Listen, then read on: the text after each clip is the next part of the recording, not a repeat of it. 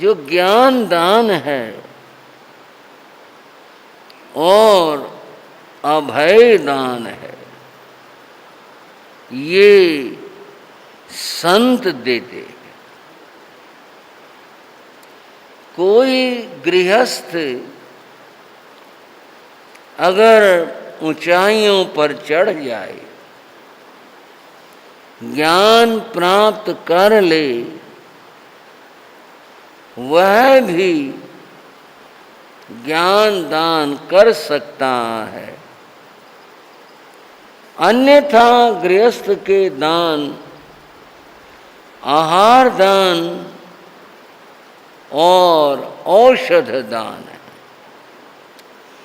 थोड़ा उस ओर चलें तो पुण्य के 9 भेदों में इसी को और खोल दिया गया। अन्न पुण्य, पान पुण्य, लयन पुण्य, शयन पुण्य, वस्त्र पुण्य, ये पुण्य की बातें बताई। ये पुण्य भी तभी होगा जब व्यक्ति दान देगा। ज्ञान दान और अभय दान ये आध्यात्मिक है। ज्ञान दान बहुत बड़ी बात है। ये तो बिल्कुल ऐसे है जैसे किसी को नेत्रों का दान दिया जाए, ऐसे ही ज्ञान दान है। इससे ही सब कुछ पता चलता है, बोध होता है। अन्यथा यात्रा अंधेरों की है। भाइयों बहनों, समझ लें, एक चलना होता है, एक भटकना होता है। चलना है किसी उद्देश्य को लेकर, कोई लक्ष्य बनाकर वहां जाना है। उस मंजिल को, उद्देश्य को पाने के लिए चल रहे हैं। ये चलना है। कोई उद्देश्य नहीं, कुछ पता नहीं, कुछ लक्ष्य नहीं, कहाँ जा रहे हो, किधर, क्या, बस चल लगे हैं, ये भटकना है। ज्ञान से युक्त यात्रा यात्रा है। अज्ञान से युक्त यात्रा यात्रा नहीं है, वो भटकना। जीव अनंत काल से, अनादि काल से यूं ही भटकता आ रहा है। बोध हो जाता, ज्ञान मिल जाता, लक्ष्य की ओर चल पड़ते, उद्देश्य और मंजिल को प्राप्त कर लेते। ज्ञान की महिमा थोड़ी सी आपने समझनी है। ये बड़े आनंद की चर्चा आपको लगेगा, ये इतना महत्वपूर्ण मामला है ज्ञान का। भगवान महावीर ने कहा, परमं नाणं तव दया। महावीर का वचन। इसका अर्थ है प्रथम ज्ञान प्राप्त करो, फिर आचरण करो। बंधुओं समझो, महावीर का वचन, परमं नाणं तव दया।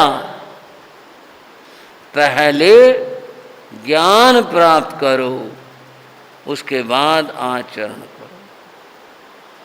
अगर ज्ञान के बिना आचरण करोगे तो आचरण भटकन है, वह आपको लक्ष्य प्रदान नहीं कर सकता। तो पहले ज्ञान जरूरी है।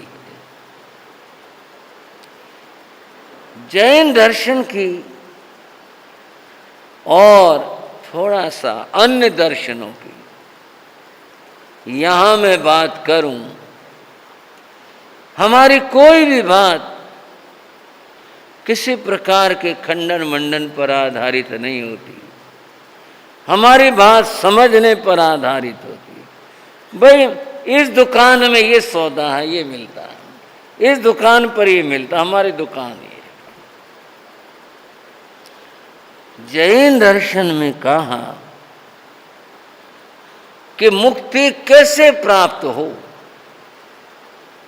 मोक्ष कैसे प्राप्त हो, तो उसका सूत्र दिया गया। समझ लेना, मोक्ष को पाने का सूत्र दिया गया। ज्ञान क्रियाभ्याम मोक्ष है, ये सूत्र है। मोक्ष पाने का जो सूत्र है वो ये है, ज्ञान क्रियाभ्याम मोक्ष है। ज्ञान और आचरण क्रिया, इन दोनों के समन्वय से मोक्ष प्राप्त होता है। अब आप पूछोगे इसमें क्या बात हुई, क्या ठीक है, तो बात सुनते आ रहे हैं, बात समझ लें।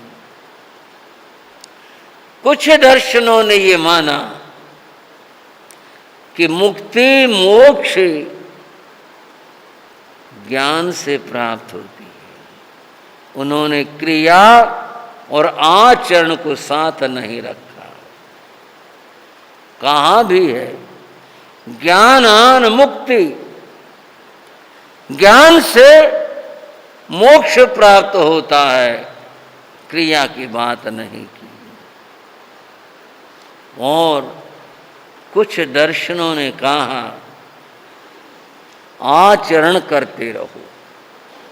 ये ज्ञान तो पता नहीं कब मिलेगा, आएगा ना आएगा, कौन देगा, इसके इंतजार में बैठे रहना, यूं नहीं, आचरण करते रहो। करते रहोगे तो लक्ष्य पर पहुंच जाओगे। जैन दर्शन में इन दोनों बातों को नकारा और कहा मोक्ष होगा। सुन लेना श्रावक और श्राविकाओं, मोक्ष का मार्ग है ज्ञान क्रियाभ्याम मोक्ष है। ज्ञान और क्रिया आचरण, इन दोनों के समन्वय से, इनसे युक्त होकर फिर मोक्ष प्राप्त होता है। एक अकेले से मोक्ष प्राप्त नहीं होता। फिर आप कहेंगे, फिर आप ज्ञान ज्ञान कितने क्यों बात कह रहे हो, आचरण को कहो। मैं कम नहीं कर रहा हूं, मैं साथ ही कह रहा हूं। ज्ञान भी चाहिए, आचरण भी चाहिए, पर एक बात है समझने की,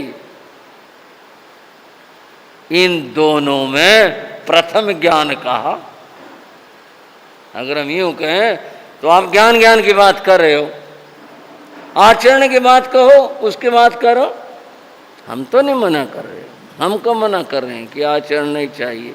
आचरण तो चाहिए, बहुत जरूरी, आचरण के बिना बातें नहीं बनेगी, आवश्यक है।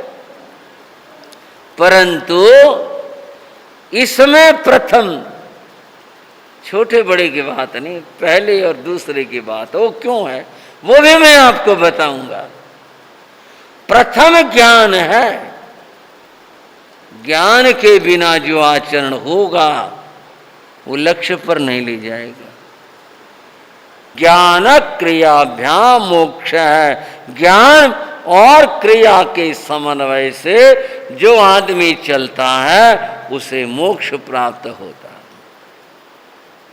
अब बात इन दोनों में आई तो प्रश्न था, पहले का ज्ञान, आप इसमें जिद नहीं करेंगे, आग्रह नहीं करेंगे। क्यों जी? पहले आप क्रिया को क्यों ना कह दो?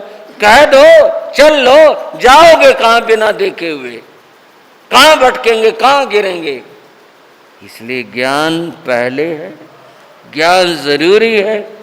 ज्ञान है बंधुओं, तभी व्यक्ति जो उसकी यात्रा होगी, जो दो व्यक्तियों का समन्वय था, वो सार्थक होगी, अन्यथा नहीं होगी। जैन आगमों की भी